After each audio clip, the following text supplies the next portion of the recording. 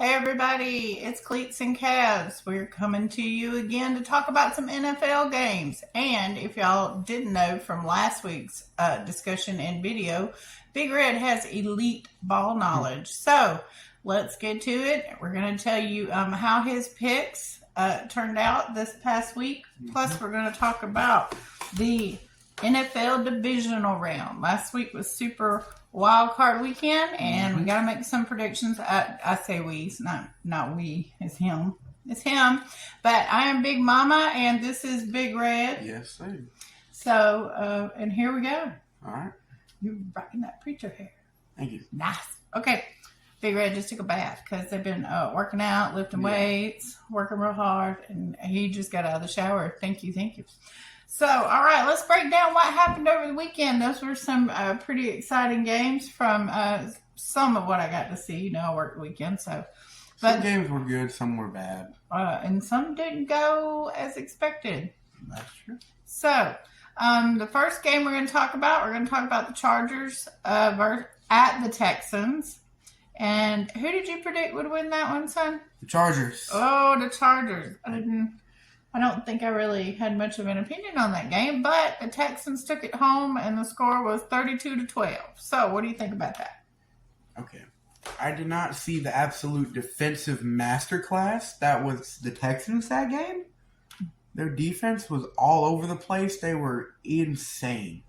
They had 4 interceptions against Justin Herbert, the Chargers QB. He had 3 interceptions in the regular season. Wow. And he had 4 in one playoff game. Wow.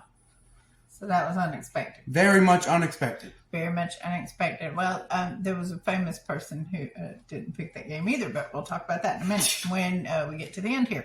All right. The second game was the Ravens at the Steelers. And as predicted and not surprising, the Ravens won 28-14. King Henry. I really don't need to explain that one. King Henry. Derrick Henry and Lamar Jackson. That's all I got to say. Derrick did stiff arm Mika Fitzpatrick. Roll Tide, both of those fellas.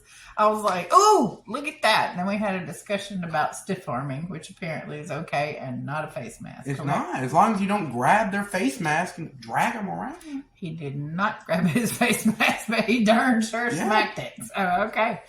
All right, game 3 was the Bills at the Broncos, and this one I thought would be a little more even matched, but apparently not. Bills won 31-7.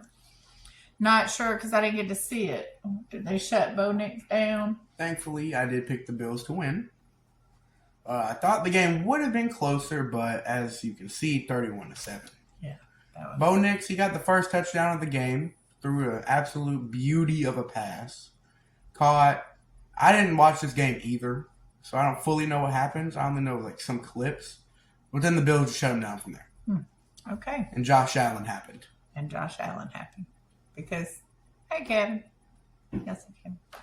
All right. Number 4 game was the Packers at the Eagles. And, of course, the Philadelphia Eagles won 22-10. Yes, they did. I watched. It was a pretty good game. The Eagles' defense is elite, like I said. Offense was struggling a little bit, I can't lie. Really? Offense was definitely struggling a little bit. But Jalen, he just got hurt. He's just not back into it. He's just getting readjusted. That's right. He was coming off concussion protocol. And he was out, what, 1 game? 2. 2 games? 2. Okay.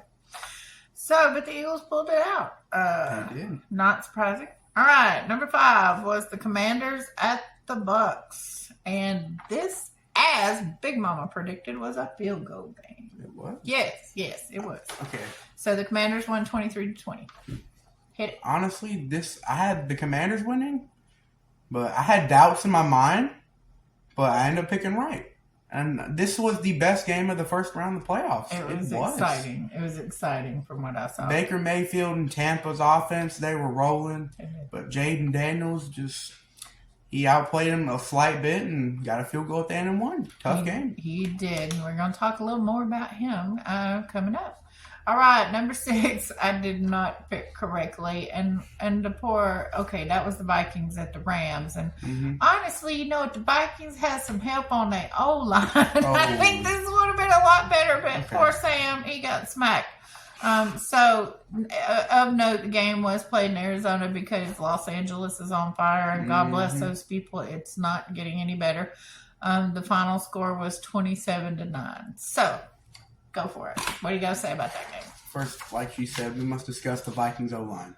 Oh, 9 sacks in one game. that was hard to watch. How do you possibly play that badly?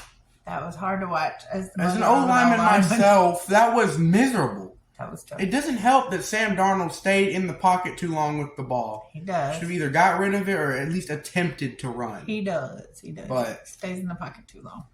So, and I think that's one of his problems. Listen, the playoff Rams, they can do crappy in regular season, barely get in the playoffs. When they get in the playoffs, they're scary.